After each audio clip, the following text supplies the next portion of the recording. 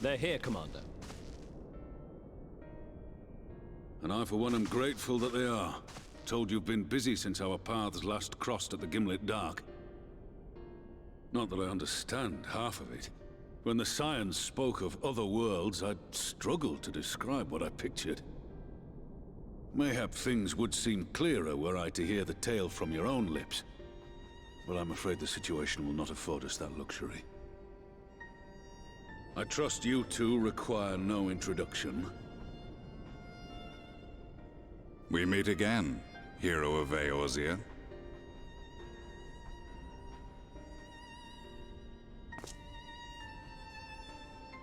Must we repeat this ridiculous display? I pose no threat to you, though what I come to warn you of very well might. Had he meant to do us harm, I hazard he would have kept to the shadows, and brought more than 2 companions. We need not pretend to be the best of friends, but I hope we can put aside our differences for the present.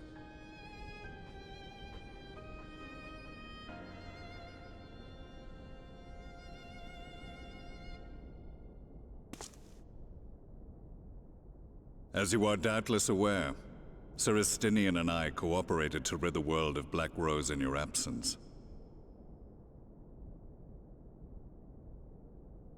Our journey together took us as far as the Imperial Palace, where we witnessed Emperor Varus meet his death at Xenos' hand. Being the sole witnesses to this crime, and in no position to defend our innocence, we were then forced to flee, each pursuing his own avenue of escape. When we were later reunited, Estinian claimed to have encountered an unfamiliar kind of machina during his flight, but to me his description seemed anything but, and upon further investigation I found that I was right.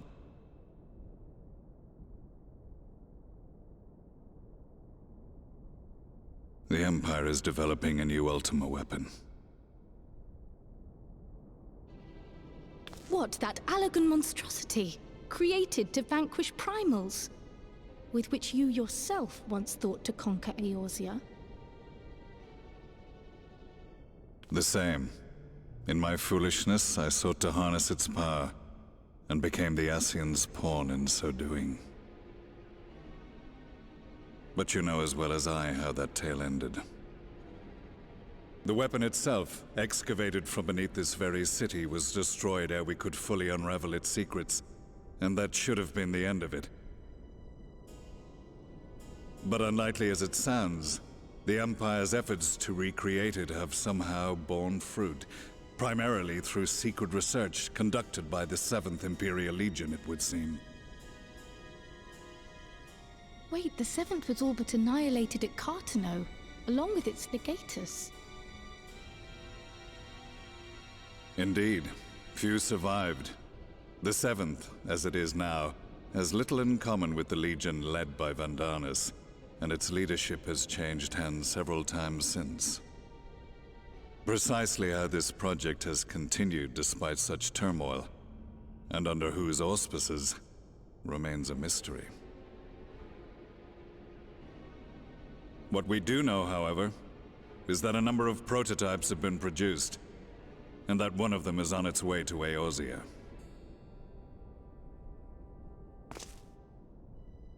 We attempted to stop it, but it was all we could do to slow its progress, so we resolved instead to bring you warning. And right glad are we that you did, though it soundly dashed our hopes that tensions might ease at last. As it is, we've begun to strengthen our presence in the Gimlet Dark, and are assembling a force to meet the coming threat. A force with you in its vanguard, I hope. Before you say anything, I know full well you have pressing concerns of your own. Your comrades remain in peril, and I would not ask you to forsake them. But the fact remains that you, and you alone, have faced the Ultima weapon, and emerged victorious. We need you. And so, when the time comes, if your comrades can spare you, I bid you lend us your strength. I've assigned an officer to await your word.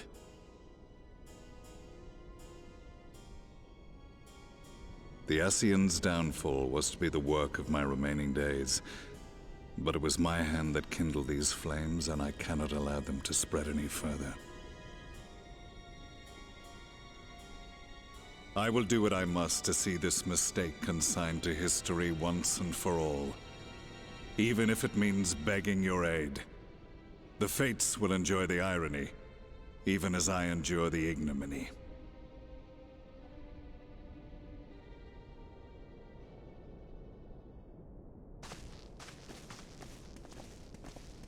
I too shall make for the border and offer my skills, meager though they seem in such company. Mayhap we shall meet there anon.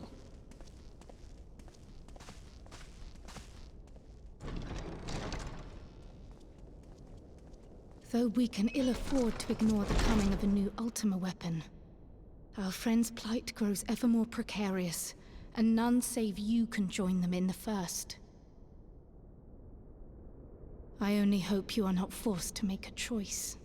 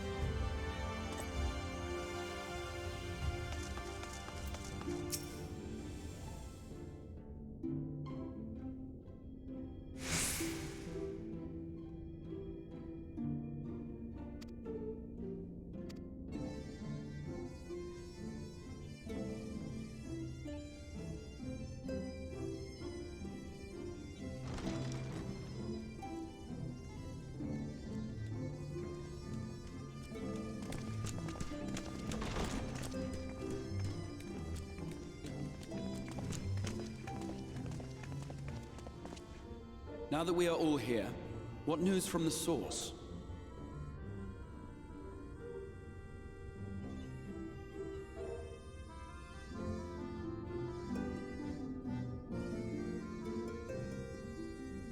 A new Ultima weapon. We must count ourselves lucky that Gaius has pledged his assistance. While this is indeed a worrying development, I think the state of the Empire as a whole greater grounds for concern. With the Emperor slain and Xenos returned, it is impossible to predict how matters will unfold in Garlemald. The Ultima weapon may be but the first of many unpleasant surprises. The situation beareth closer observation, of that there is no doubt, and doth compound our need to return unto the source.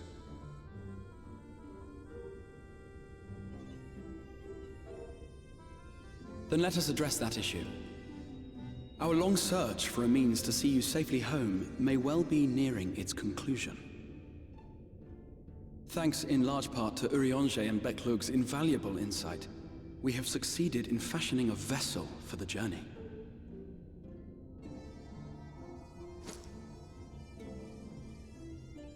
We set out to create a crystalline container retaining the more useful properties of white aurosite, but without its regrettable limitations.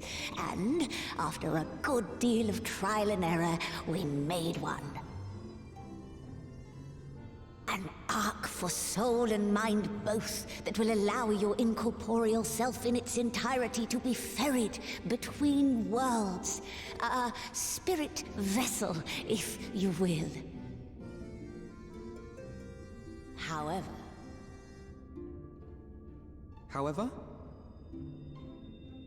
Though the vessel is possessed of the requisite qualities to hold mind and memory, it wanteth yet for a means to receive of them. For that, we must needs imbue it with the Exarch's innate gift.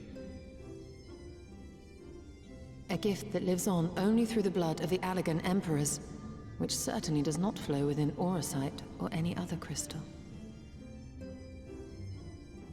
Just so, milady. The blood serveth as a conduit of sorts. In its absence, memory cannot pass from mind unto mind, nor from flesh unto crystal. That being the case, we must either alter the process of inheritance so as to require no such thing, or determine a means by which my blood may permeate the vessel. I am hopeful that the records found within this tower will yield the knowledge we require to pursue one or the other of these avenues. As well you should be. The Allagan's body of etherological research is extraordinary. I can scarce believe it the work of ages past. But its underlying principles are not so very different from those of my own field of study. Given time, we will find the answers we seek.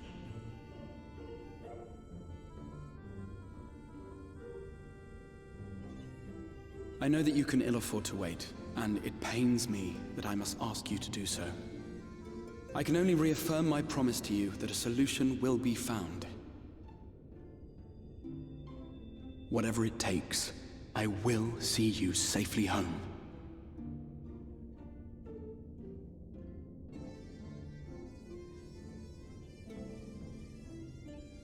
My apologies.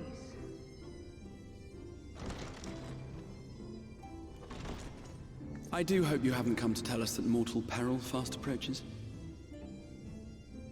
No. I had hoped to speak with the Warrior of Darkness. But there is no need to cut short your meeting on my account. I will be waiting outside.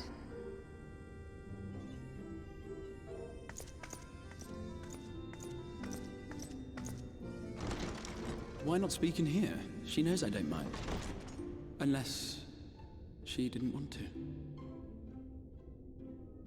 Perhaps I might accompany you. Though I am woefully ill-qualified to assist in the Exarch's research, I may yet be of some use to Lena.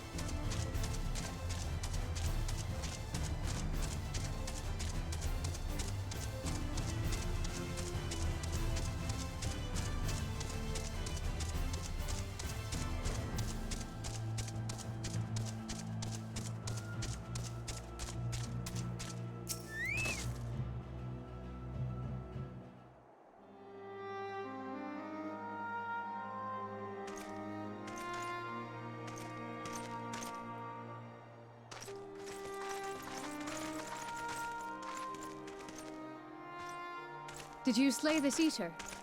Your orders were to await the main force before engaging. No, Captain. It wasn't us, I swear it. A man came out of nowhere and cut it down before we knew what was happening. By himself? Certainly it is no light warden, but nevertheless. It's true. Felled it with a single swing of his axe, he did. I've never seen anything like it. So I says to him, who are you, the warrior of bleeding darkness? And he says, no, I'm a warrior of light.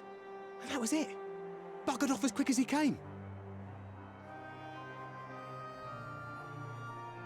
A warrior of light? Why would someone go around calling himself that, though? It was those bastards who caused the flood. I mean, if you were going to pretend to be anyone, it'd be him, the Warrior of Darkness. Eh? Oh, I didn't know. It's an honor.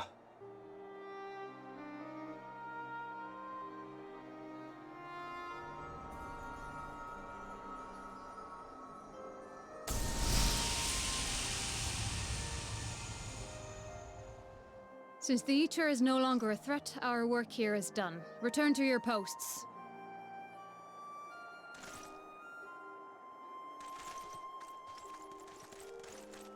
I had hoped to fight at your side today.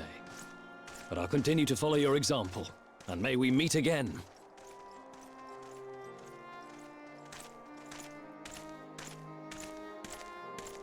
I apologize for the wasted journey. It seems I overestimated the threat. As for this Warrior of Light, I do not know who would be brazen enough to take that mantle for his own. Whatever it may once have meant, it is forever tainted by the association with the Flood.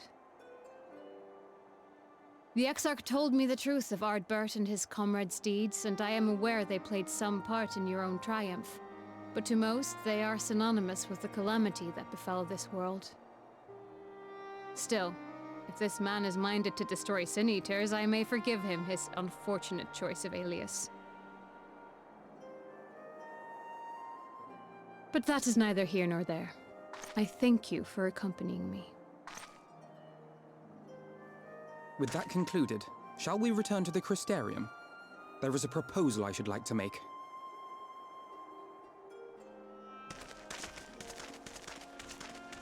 Forgive me. There is one more thing. A personal concern of mine. I had hoped you might have a moment to speak privately. Take your time. I shall go on ahead.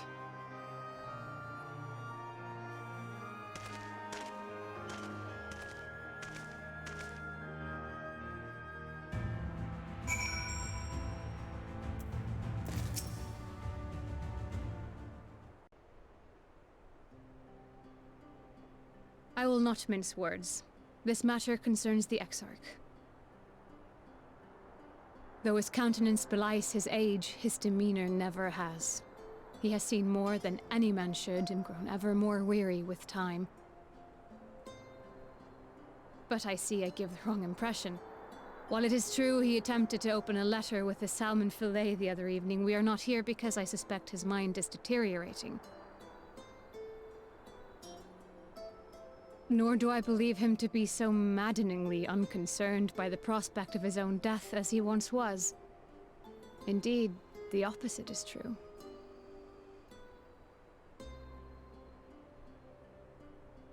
It is for this reason that I seek your advice. Since he returned from the Tempest, the Exarch is not as he was. He seems a different man. A younger man. I know not the details of his research, but when I saw him at work recently, there was a glint in his eye that I had never seen before. He looked happy. It was as if he had peered into the future and for the first time found joy there.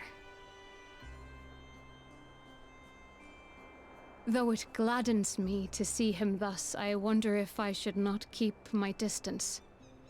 I fear that my presence will only anchor him to the past, remind him of all the pain that came before.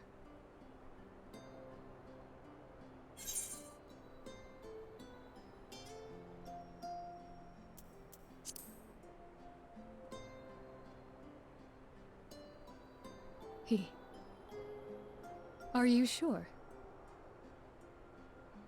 Then perhaps we might remain as we were. As we have always been. What a relief. In that case, I will have to speak with him about the amount of time he is spending at work. This research is important, I know, but if he refuses to consider his own health, I will have to consider it for him.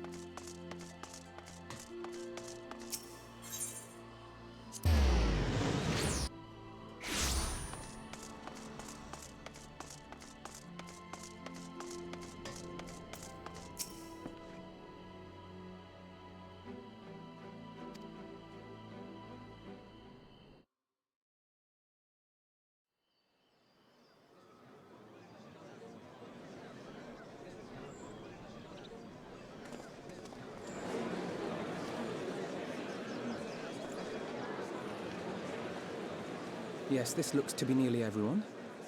Let us begin, shall we? Though I am usually the first to hold forth at such events, I think on this occasion that honor should fall to you. They would be more inclined to take the word of the Warrior of Darkness. Indeed. In light of the subject matter, who better than thee to speak these truths?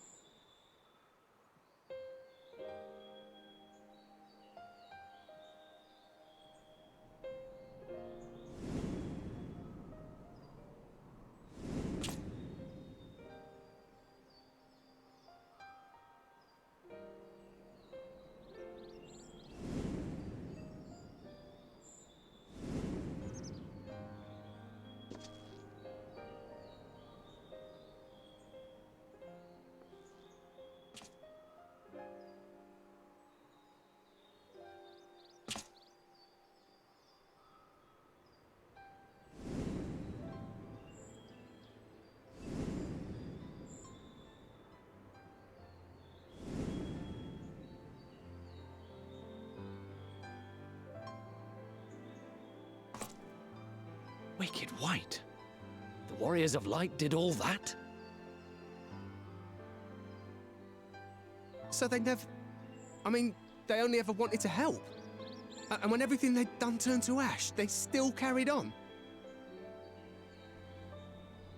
They gave everything to stop the flood. First their lives, then their souls. And they managed it too, in the end. They saved us. And we cursed their names.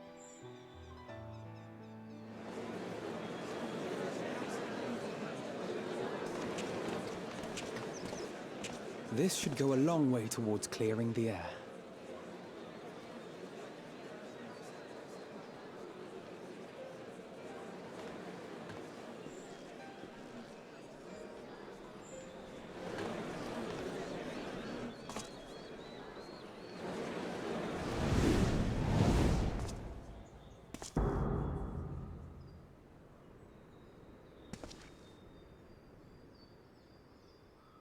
Impossible.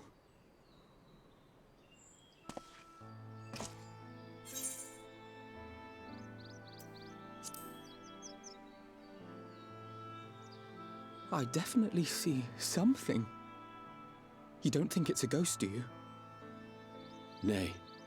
Yonder standeth no bloodless apparition, but a warrior of light and darkness both.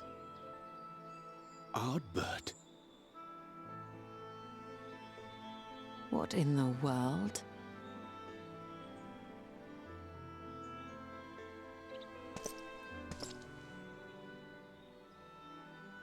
It's you! The one who slew the Eater!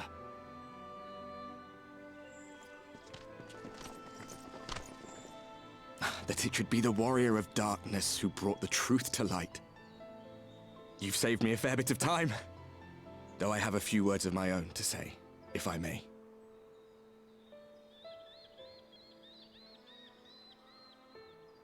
People of the Crystarium! I am Ardbert, one of those you know as a warrior of light. That's impossible. You should be dead. Aye, that I should. But as the world has been given new life, so too have I. I know not why I, and I alone, have been gifted this chance. But I do know this. Only by the will of the star itself could such a miracle come to pass.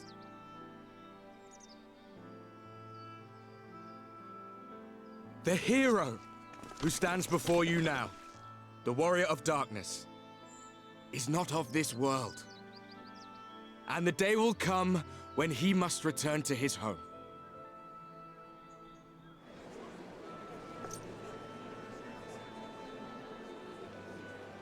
But this land is our home. And if it is to remain so, now and forevermore, It is we who must protect it. The time to rely on saviors from afar has passed. It is you who must rise. You who must become the new warriors of light! What? Us? Warriors of light?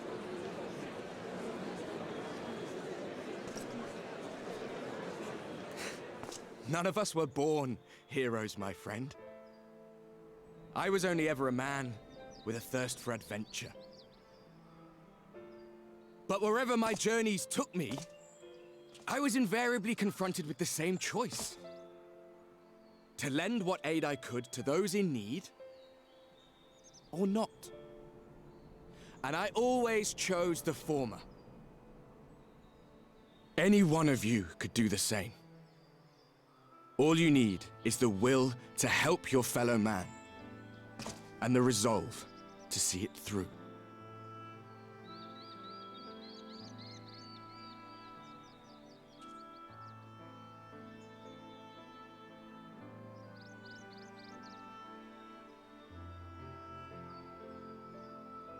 From thine own lips did we learn of Ardbert's fate, and by thy countenance I gather thou art not inclined to recant thy testimony.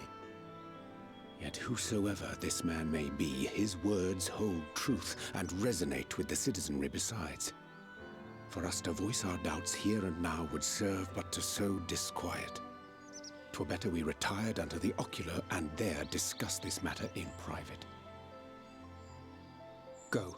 I will stay here and watch.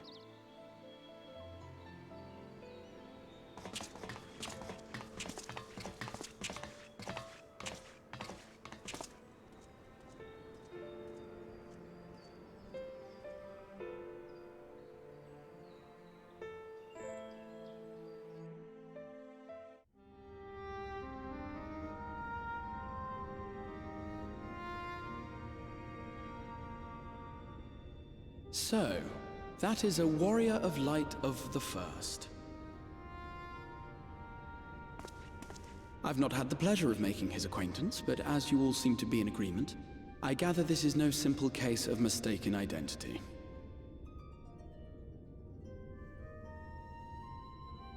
As far as I was able to discern, that was indeed Ardbert.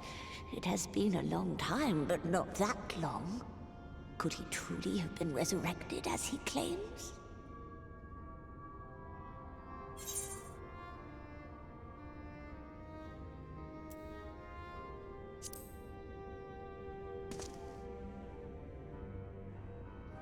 Ardbert did entrust his very soul unto thee. I see no reason to question thy judgment. Nor I. To my eyes, your ether burns as brightly as the day you slew Emmett Selk. That is proof that he is with you still.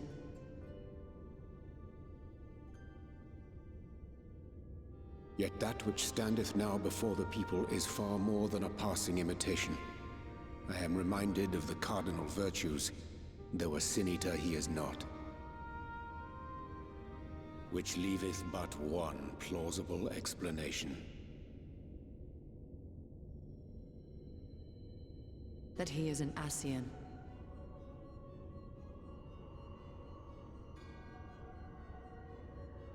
Given their fondness for posthumous possession, I would have to agree.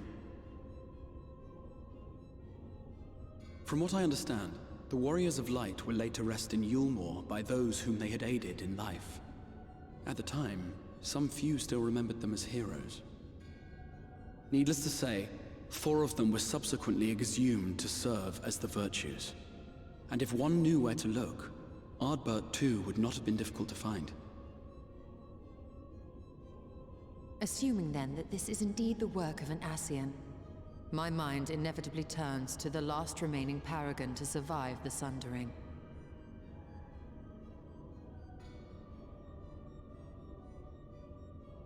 Elidibus.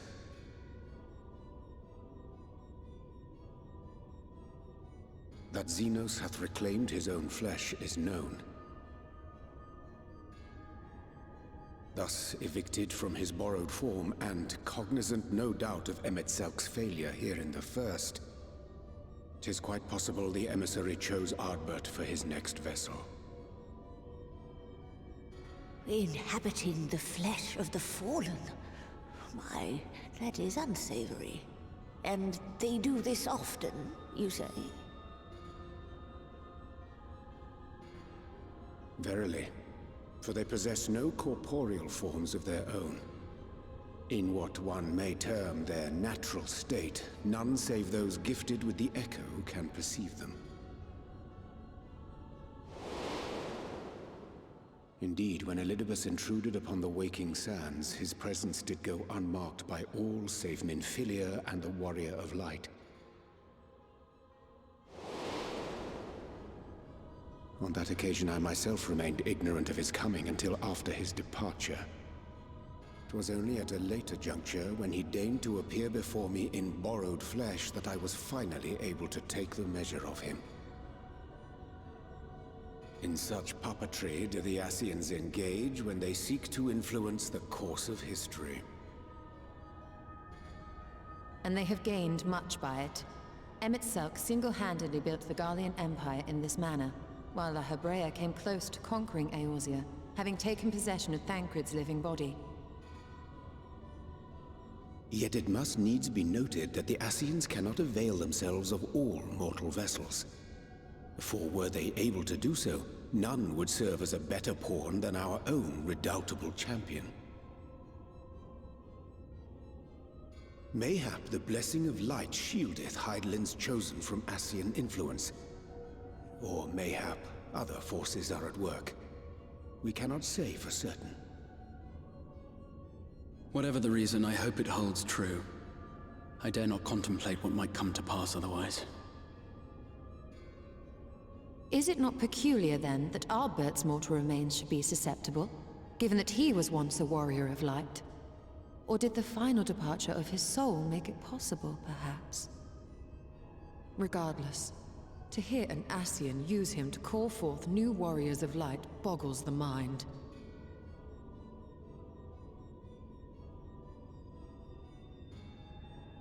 Elidibus hath ever been an enigma, his ostensible purpose being to preserve the balance between light and dark. When he made overtures towards me, however, I was afforded a glimpse behind the mask of the self-appointed emissary. I shall not defend mine actions, undertaken in pursuit of a better understanding of our foe as either wise or prudent. Nevertheless, what little I did glean may now prove useful. Elidibus possesseth a subtle mind, practiced in the art of manipulation.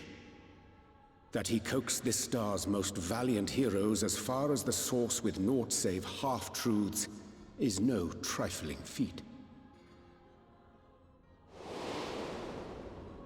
And now I believe he doth employ his skills once more to some as yet unknown end.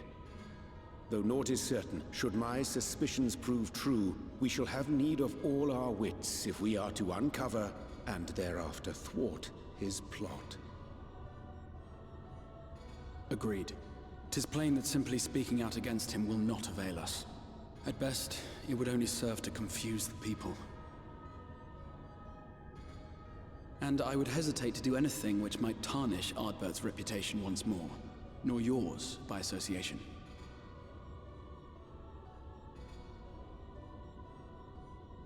That being the case, it may be wise to keep a covert eye on this Ardbert's movements, as we attempt to discern his purpose and how best to mitigate his influence.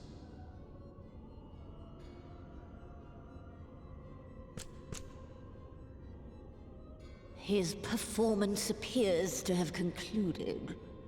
What now? Go back out and follow him?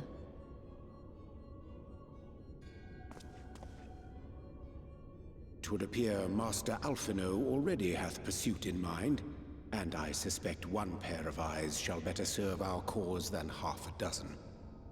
Let the rest of us maintain an inconspicuous distance, for the present at least.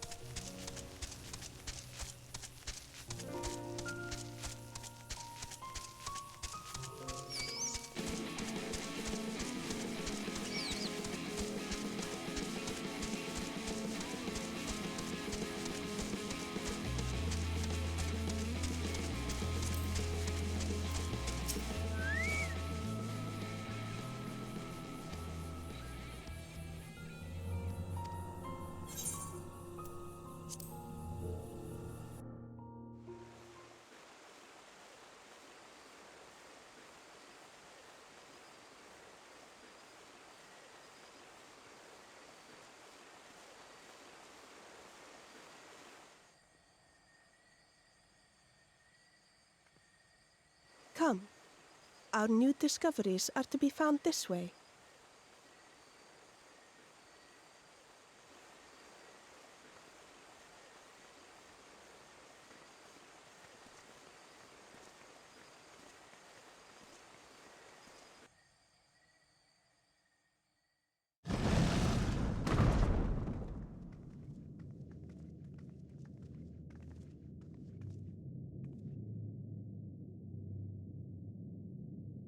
The people of Ronka are known to have venerated animals, but these features do not match those of any indigenous species. This is no common beast. Though that much is plain from its proportions. Lifelike, is it not? One could almost imagine it breathed.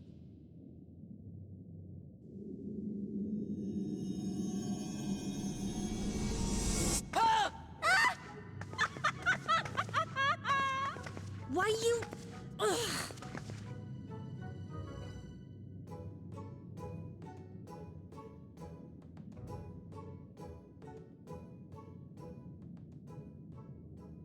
This owl, by contrast, seems no different from the others we've seen.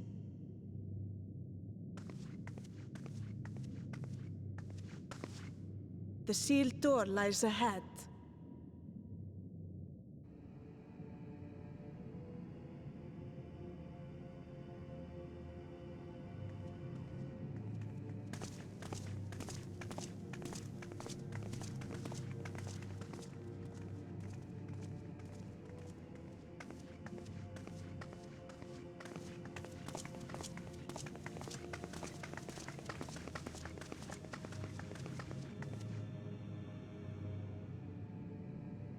As you see, one statue is missing. I expect we are meant to replace it as before.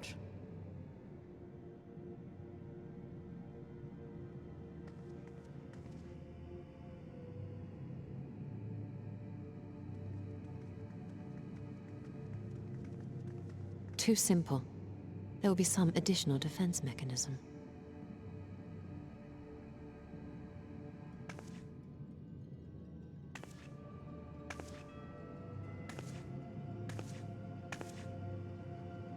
Just a moment. There are words carved into the stone.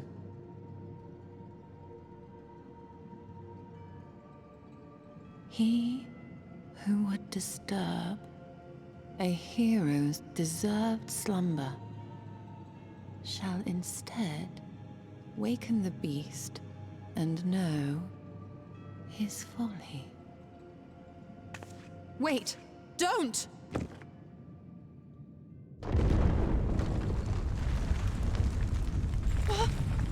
What? But I only... What is happening?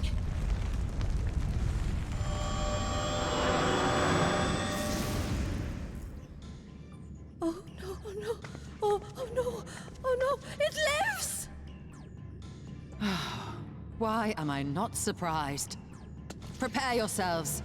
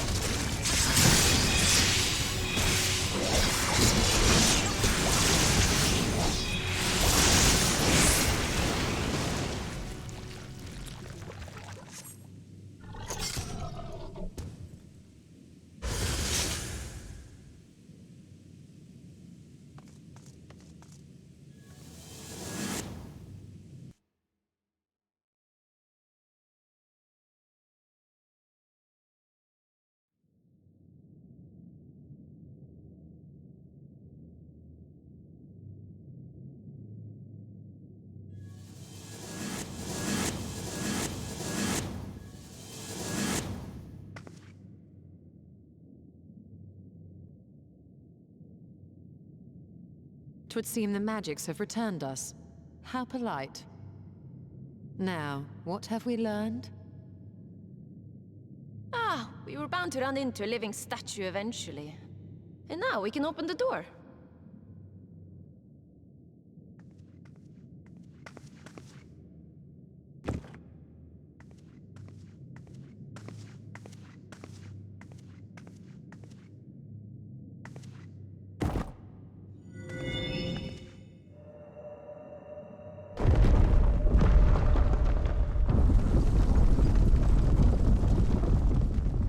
He who would disturb a hero's deserved slumber.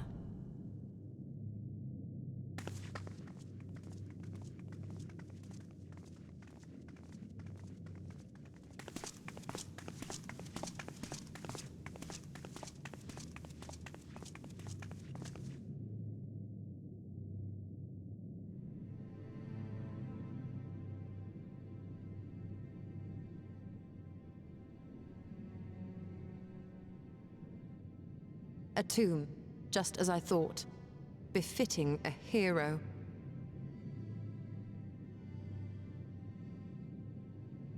She is Vis. Could it be the Archmage Tiuna?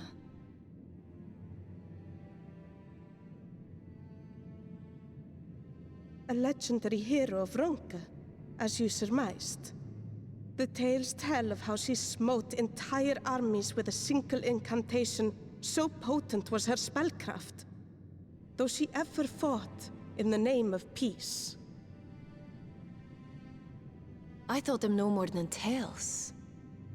To think she really existed. Well, I for one always believed.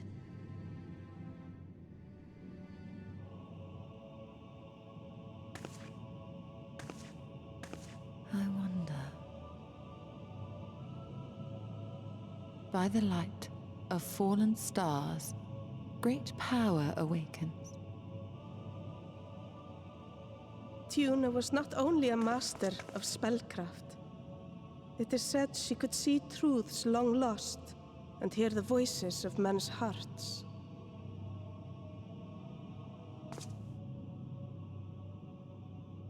Naught less than the Echo. In which case, none of this is mere coincidence.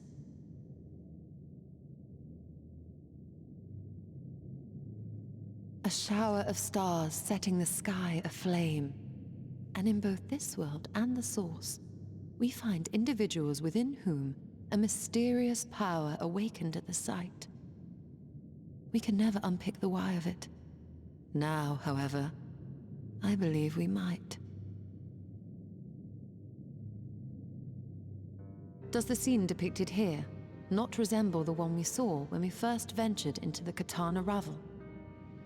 Moreover, does it not recall that which Emmett Selk invited us to witness in Amarot?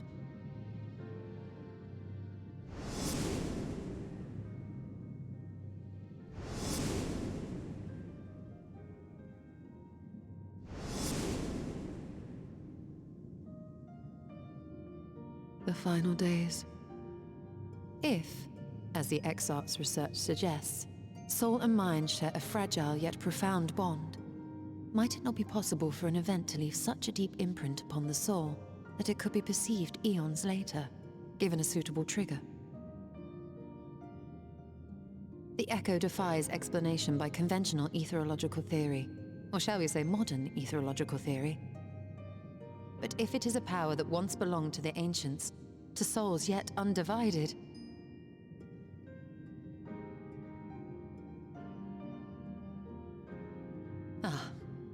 it would seem I have entered the realm of pure speculation, and I call myself a scholar. I shall refrain from making any further wild claims until such time as I have evidence.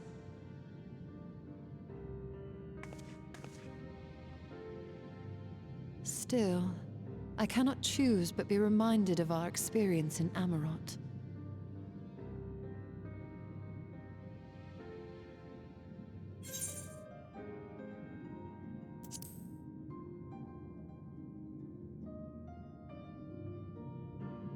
Remember us.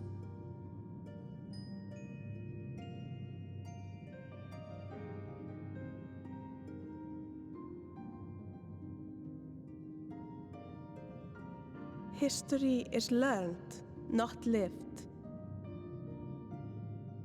We have always protected the Tales of Ronka, just as we have protected this place. But we are mindful of what our mothers taught us. We see the past through our own eyes and speak of it with our own words. Thus do we come to understand it in our own way. But this is not the same as remembering. Your mothers were wise. Though we witnessed the final days, our impressions cannot fail to be colored by our own experiences and expectations. Those who lived through it would have perceived the event quite differently.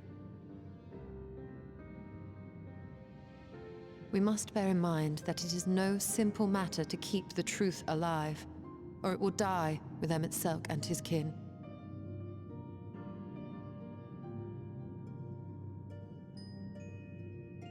But we have disturbed Tuna long enough. Fanau will serve similarly well as a venue for our contemplations.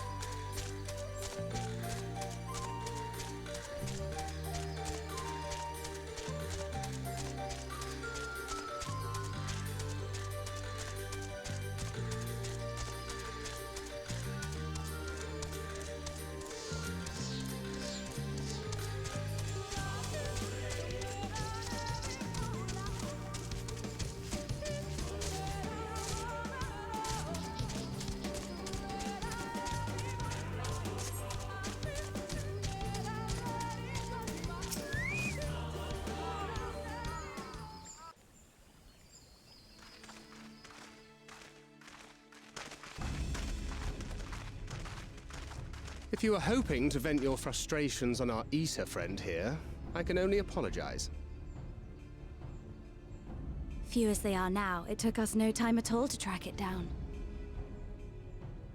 That suits our purpose perfectly. Now we need only wait for Ardbert to arrive. Weren't you two meant to be attending to the empty?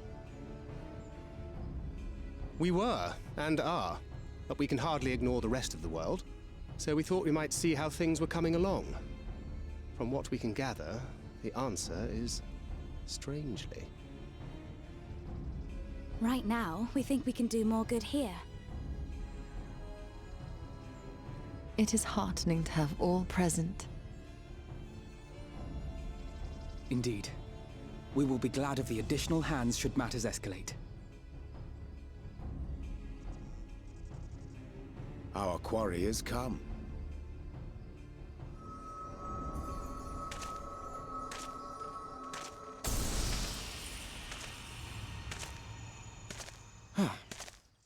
It seems I've lost this particular race.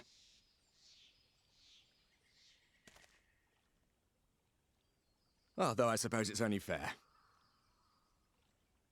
When we first met, it was I who outpaced you. Ravana, was it?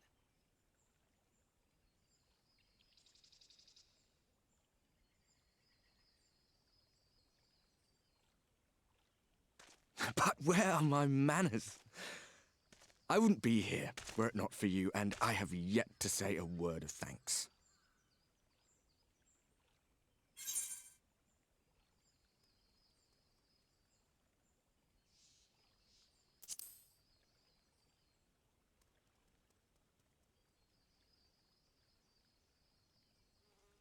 Poor fellow. He will be sorely missed.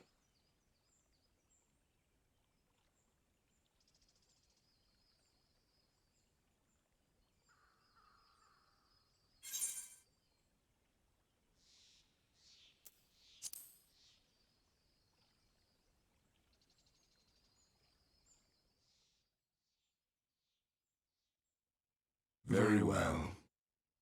Let us forego this pretense. After all, it was never you that I needed to deceive.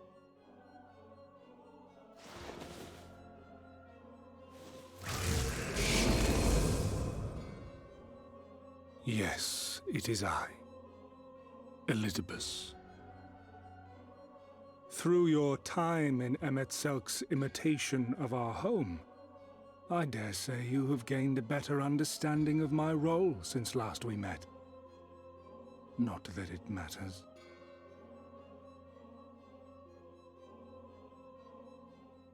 We understand your role, emissary, but not your goal. What is it that you seek to achieve? I seek to enact the will of the Convocation, of course. If it helps you to think of me as but another Ascian, no different in nature or purpose from the rest, you are welcome to do so. Once, I would have said your goal was destruction alone. Now I understand that you fight for something you love, just as we do. Yet though we seem doomed to clash, I bid you consider Emet-Selk's final words. Remember that we once lived, he said. Had he not seen some glimmer of hope in our kind, I do not believe he would have spoken thus.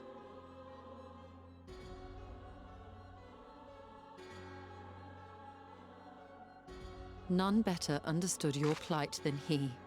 His words must surely be worthy of your consideration.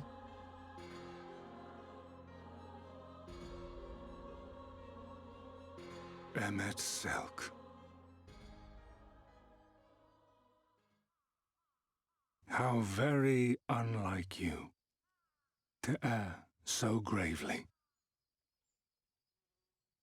That one should stray at the end of so onerous a path is understandable, but I had thought you above such weakness.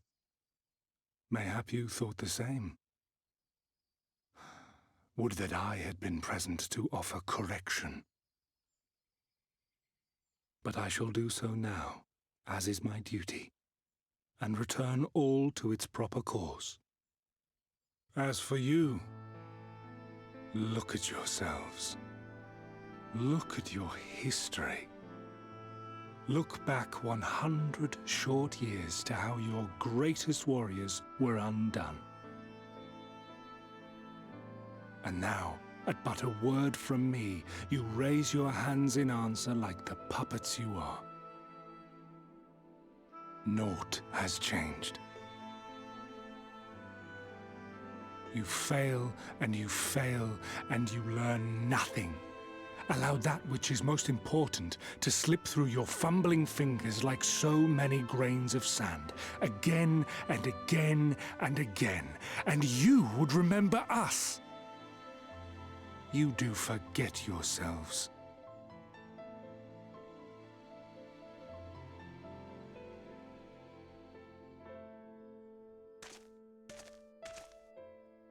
There is no common ground to be found between you and I, nor do I require any. I have my duty. Wait!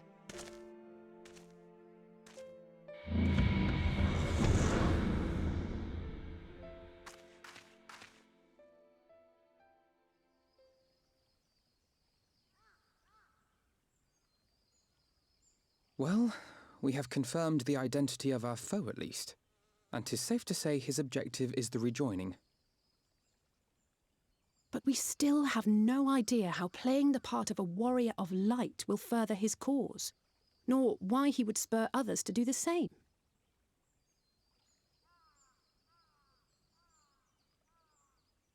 Another visit to the Tempest may shed some light upon these mysteries. Whether we are to exchange words or blows with Elidibus at our next meeting, the fact remains, we know too little. Ere our paths cross again, I would learn more of the world that once was, and of Elidibus himself. In this, we would be best served going directly to his home, much as Emmett Selk came to ours. Though I see the wisdom in thy suggestion, the Amarot we visited is but a phantom born of Emmett Selk's memory. I fear it will teach us little that we do not already know. I quite agree. Yet the ruins of the actual city remain unexplored. Given the vastness of the Tempest, I should not be surprised were there more such structures like to those in which the Ondo reside.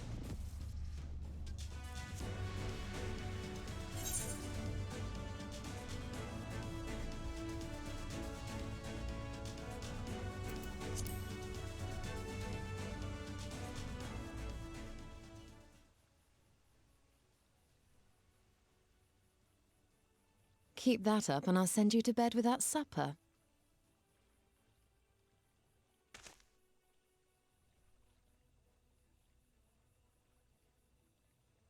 Assuming we are all in agreement, then I suggest we first pay a visit to the Ondo.